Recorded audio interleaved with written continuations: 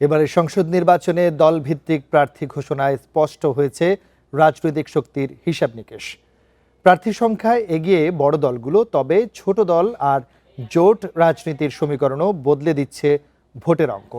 তাই শুধু প্রার্থী সংখ্যা নয়, জোট সমীকরণও এবার নির্ধারণ করতে পারে নির্বাচনের চূড়ান্ত হিসাব। নির্বাচনের মাঠে দলভিত্তিক প্রার্থী ঘোষণায় স্পষ্ট হয়েছে শক্তির হিসেব নিকেশ। বড় দলগুলোর পাশাপাশি ছোট দলগুলোও নজর কেড়েছে।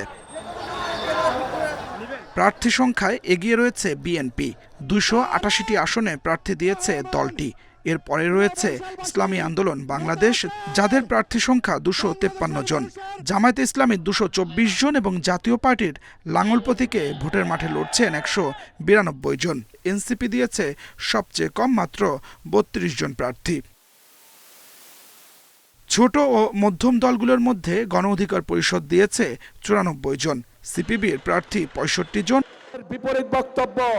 তবে বড় দলগুলো এককভাবে মাঠে শক্ত অবস্থান নিলেও নির্বাচনী সমীকরণে ছোট দলগুলোকে সাথে নিয়ে গঠন করা জোটের ভূমিকা এবারও গুরুত্বপূর্ণ হয়ে উঠেছে। ত্রয়োদশ জাতীয় সংসদ নির্বাচনে সঙ্গীদের হতাশ করেনি বিএনপি। শরিক দলগুলোকে 12টি আসন ছাড় দিয়েছে, যারা আসন সমঝোতার মাধ্যমে সম্মিলিতভাবে ভোটের মাঠে প্রচার চালিয়েছে।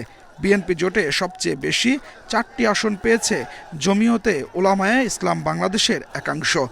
এছাড়া গণ অধিকার, বিপ্লবী ওয়ার্কার্স পার্টি, গণসংহতি সহ 7টি রাজনৈতিক দল জায়গা পেয়েছে বিএনপি জোটে।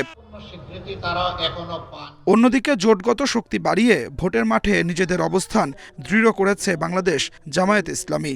11 দলীয় জোটে জাতীয় নাগরিক পার্টি পেয়েছে 30টি আসন। এছাড়া অন্যান্য শরিকদের মধ্যে বাংলাদেশ খেলাফত মজলিস 20টি, খেলাফত মজলিস 10টি, এলডিপি 7টি, এবি পার্টি 3টি, বাংলাদেশ ডেভেলপমেন্ট পার্টি এবং নেজামে ইসলামী পার্টিকে দেয়া হয়েছে 2টি করে আসন।